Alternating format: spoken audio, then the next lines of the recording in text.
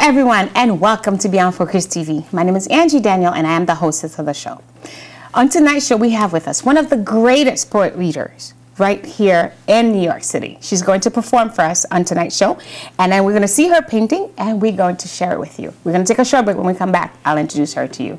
We'll be right back. Dostoevsky said that art and beauty would save the world. And in the midst of human misery and violence and wars, they are the hands that stop the stars from falling and keep hope alive. So on days of despair, on days when all seems dark, when the world pours in and the pain blows words out of my mouth, I look at open windows and running trains with a craving hard to explain. But I rush by quickly, eyes shut tight, and count my breaths. And when I catch a glimpse of myself, a talking shadow in full light, I must seem, not knowing my left from my right, always lost. But as I stand here in my age of reckoning, a woman at the end of her history, I tell you, I have found myself. I have found happiness where I did not seek it. And grief has come frequently when I did not expect it, and come to stay like an unwelcome guest one cannot turn away. And it has marked me and broken me to make me part of humanity. And I give thanks for the voice I have been given, for the little song I can sing, and for the light I can add to everyone else's, for I have tasted it all, the bitter, the sweet, and what was forbidden me, but I am alive. I am alive, and I have learned to live in this world, which is beautifully hopeless, but hopelessly beautiful. And if I am remembered at all, it will be because whatever else is true or false, and because I have craved its light, I have unflinchingly faced love and embraced it.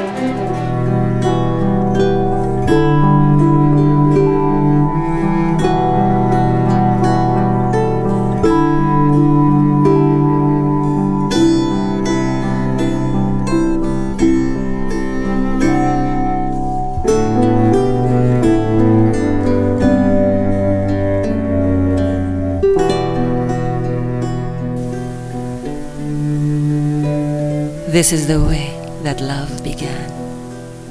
Spring opened with your name, with pollen-powdered flowers and leaves tangled green in the after scent of rain. Fish flowed as freely as kisses. All bloomed, luminous and startling. A miracle of the world so beautiful.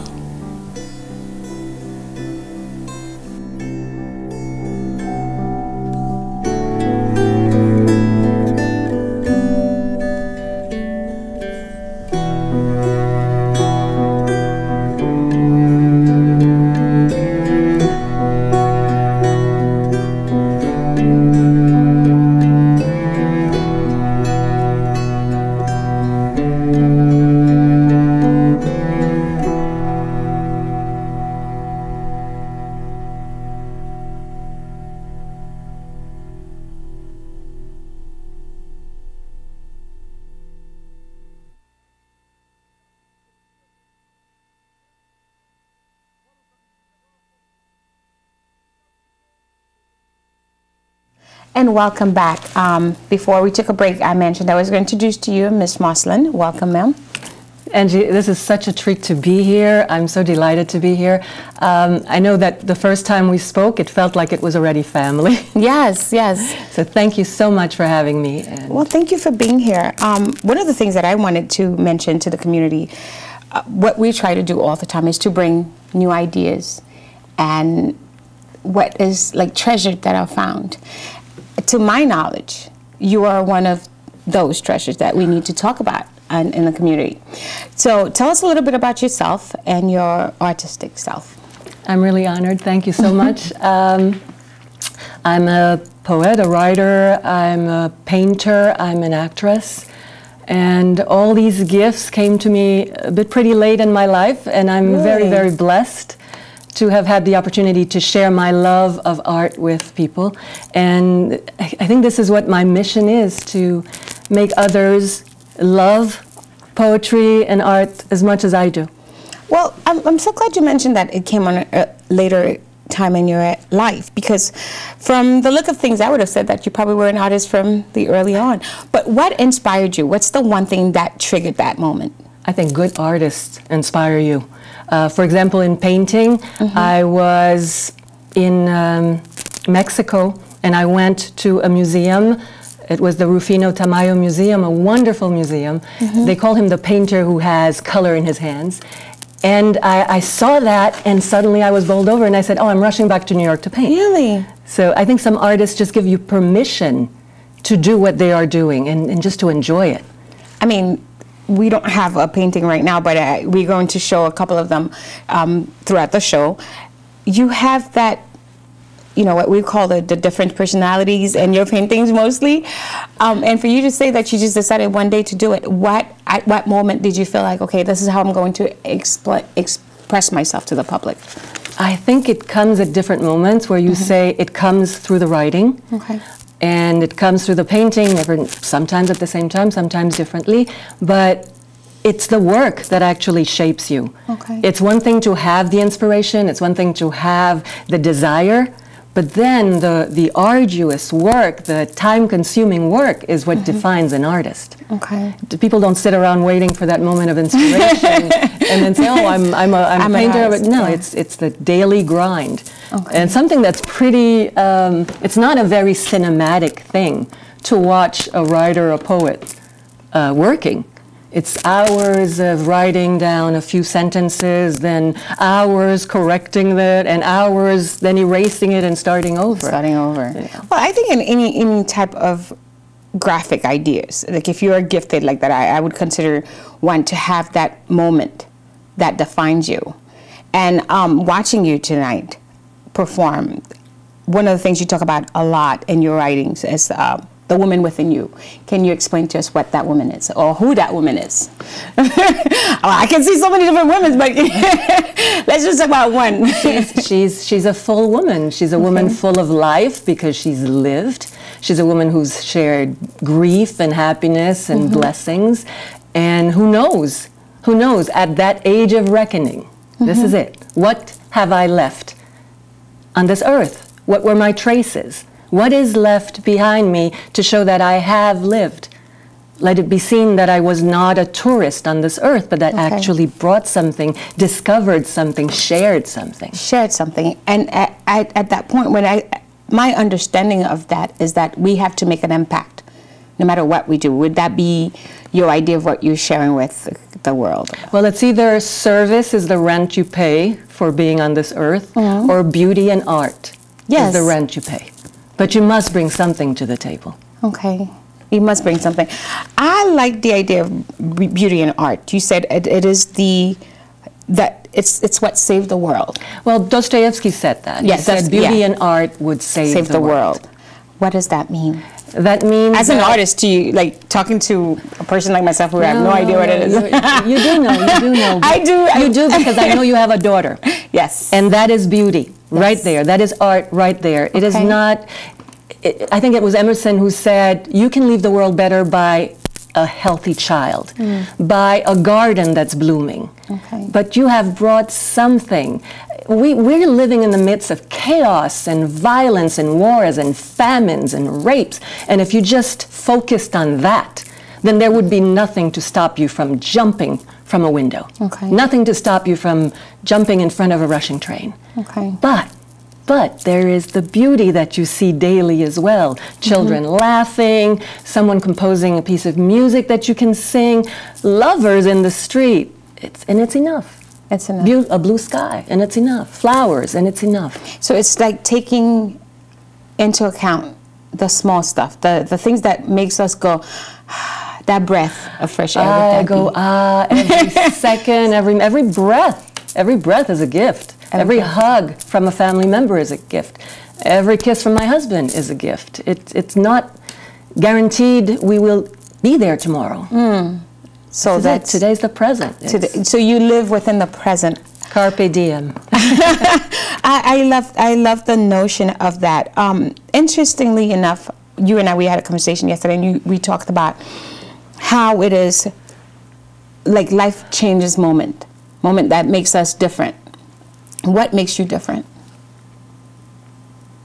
I left Haiti. That made me different because I have a very difficult love affair with my country.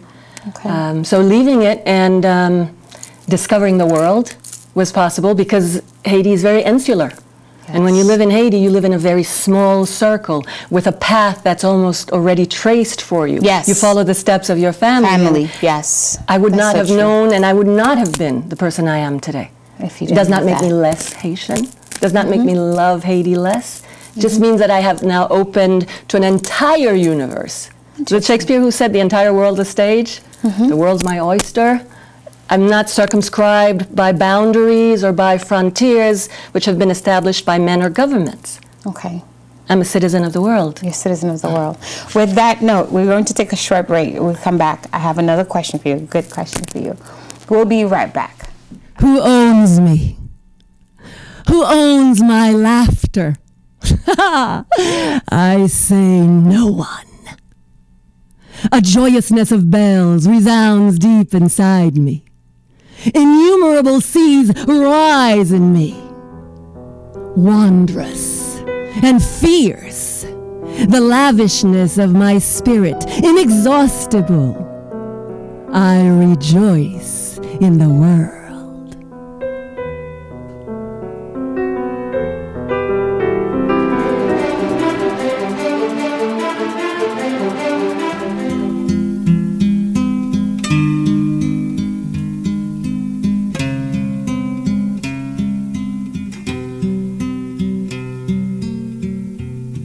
Rain dampens the earth when pleasure comes, a sudden storm. I tremble in the wild wind under an avalanche of leaves, thrown in darkness without a voice, only animal cries and open-mouthed kisses to silence words and share the blood-red sadness from your glass. You leave, I undress, remove the name you blessed me with, abandon my reflection in the mirror, slide into death on damp sheets. And in my dreams, sweet years come back to me, a blaze of summers and springs, when my dazzled heart could open and close infinitely to the bright noise of naked boys.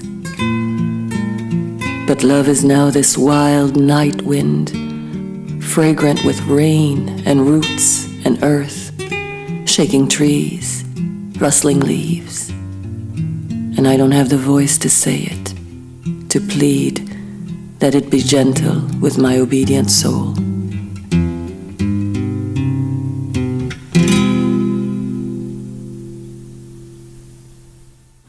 And welcome back. We are here with Miss Michele Marcelin. She's the artist and poet who is just talking about like how life changes you, moments that changes you. And interestingly enough, you mentioned that when you left Haiti, that has changed you as a person.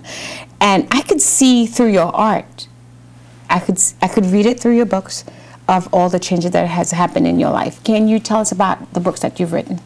Yes, the very first one is called La Désenchantée. In English, it's The Disenchanted. And it is the story of an old woman who is now at the end of her life, in her age of reckoning, and she is reliving all the experiences that made up that life. It was a life in Haiti, was a life under the Duvalier dictatorship, it was a life with family secrets, and that was followed by 2 books that were published simultaneously. One in English that is a book of poetry and prose called Lost and Found, the Book of Love. And the other one is called Amour and Bagatelle, which I like Amour and Bagatelle. Yeah, which is translated as Love and Trifles. Yes. Because everything that is not love is trifle. I hear you. Where do you... Okay, I'll rewrite the question because I want it to be something that's authentic. What would you say is have been so far in your career as your moment? The proudest moment of your career thus far? Has to be career. I don't know if I make differences between career and life. I can't tell you one particular moment, but I do love being on stage. I love performing poetry.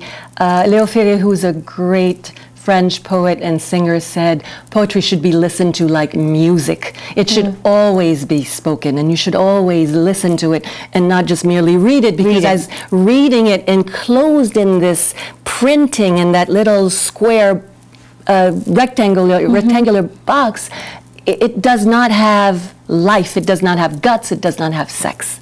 Yes. So to me, being on stage and having someone come to me after the performance to say to me, I did not think I would love poetry, my wife dragged me, but wow, if this is poetry, then I love it. This is a moment that really nourishes me. I would say it comes with a sensual idea with it, no? That poetry is, it's a living thing. It's not a disembodied, at least for me, it's not a cerebral thing. Okay. You and I talked about how people differentiate poetry from it would be something that is acquired. It's a taste. It's a different taste. And you said to me that poetry is something that we all live. Oh, we all live it daily. How do you explain that? We live it daily. When you look at someone you love, and the way you say their name is different, and what you say to them is different. That's poetry right there. When you see your child and you're touching the neck of your child and you feel those bones and you touch that hair, and this is poetry right there. A garden is poetry.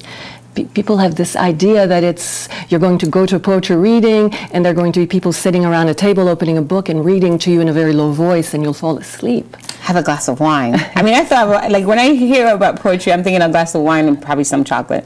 Well, that's what Edwige Dantica said about Lost and Found. She said, have a glass of wine and sit with your lover, and your love life will never be the same after you've read those poems. I'm actually thinking the same thing. I would say I would agree with her.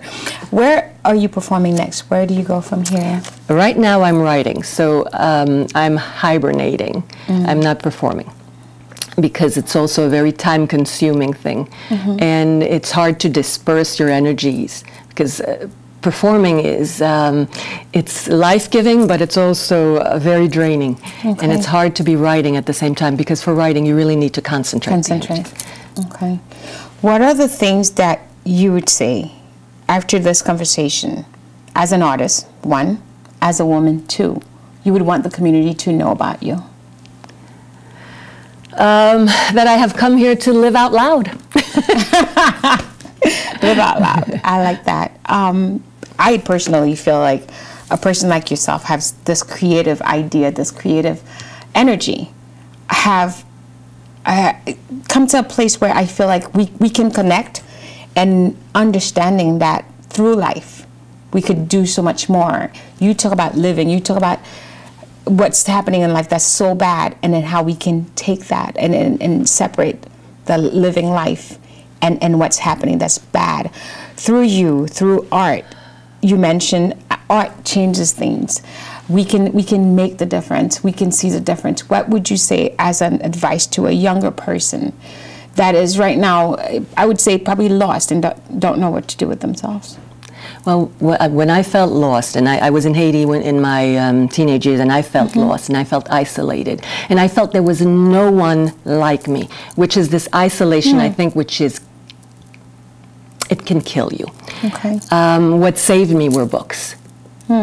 So I would say to anyone, not just children or teenagers, anyone, when you can connect with someone else through what they are going through art, then your life changes because you are no longer alone.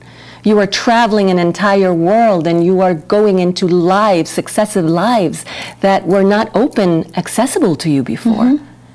I remember one of the first books I read which turned my life around was Garcia Marquez's 100 Years of Solitude. I was in the village of Macondo, and I was falling in love with the characters, and I was meandering across that village, and I was no longer in my isolated bubble. Okay.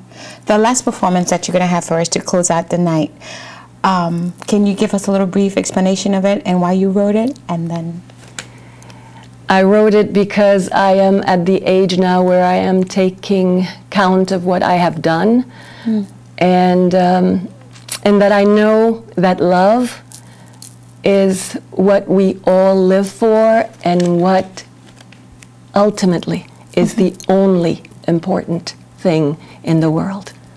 As the book says, it's love and other trifles. Only love is important. Well, thank you, Ms. Marcelin, for stopping by and reading to us. Actually, you know, I would say speaking to us. I actually love your performance. You were really, really good, and I think people can connect through that. If there's anyone who would like, if anyone would like to get in touch with you, is there a website, a number? Yes, it's called La Douce qui Vient. If you were from the Caribbean, or from like specifically, there were merchants of the fruit called quenep who would go with their basket in their heads, meandering the town and the streets, calling out, La Douce qui Vient quenep, here comes sweetness, which is what poetry is to me. So the site is called Lidouce, and it's www.lidouce.net. Lidouce.net. So that'll be LIDOUS.net.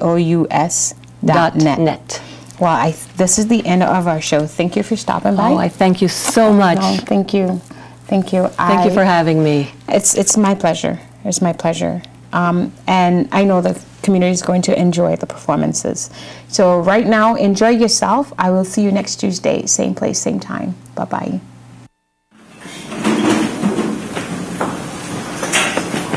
Mon rêve, son père. Mon journal, la balle de date.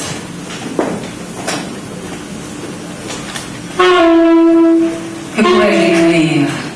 Je sache déjà. Que devrais-je dire que l'on ait déjà entendu? Écoutez ma voix baroque dans le miroir enflé de l'Italie sauvage. Car en rap jazz, je dis ma ville. Rap jazz de Franck Etienne.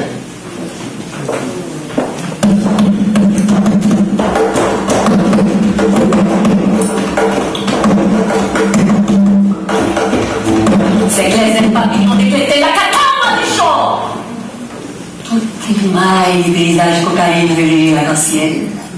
Quand un aigle Judas, qu'a fouillé profond les territoires invisibles. Réveiller la sirène, quand nous nager dans le bassin si voler impossible. Réveiller maîtresse l'eau, maîtresse femme, belle veille, belle malais. Baigné malais, millionné malais, pogné malais.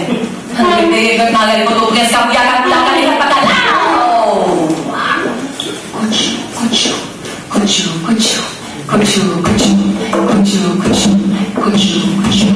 Santa Barata, pas qu'à avancer, pas qu'à foncer, pas qu'à pomper, pas qu'à piaffer, pas qu'à lander, pas qu'à gronder, pas qu'à ronfler, pas qu'à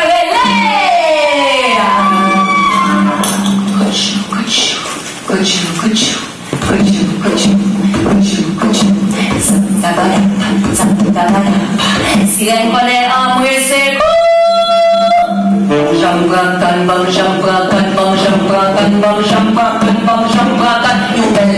locomotive à balancer, chauffer, monter, pour déraper la gueule, pour l'île. Combien de chaînes pour l'île, si on ligne, si on miel, si on donne, si on blanc, si on rouge, si on chabine, si on camine, si on mini, bon zizi.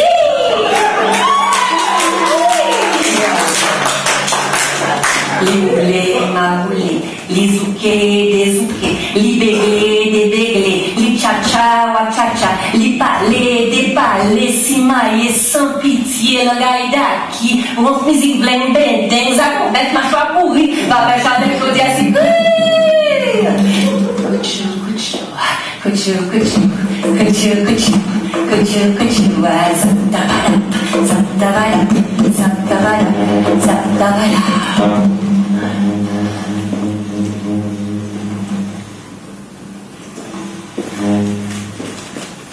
Salvo, dis-moi ça dans les affaires. Salvo, dis-moi ça dans les affaires. Les salopes t'aiment, malichons l'aiment, des amis aiment, des fifarines, des filons aiment, des faux filets, des couronnes aiment, des consombrés, des falcachas, des bundarets.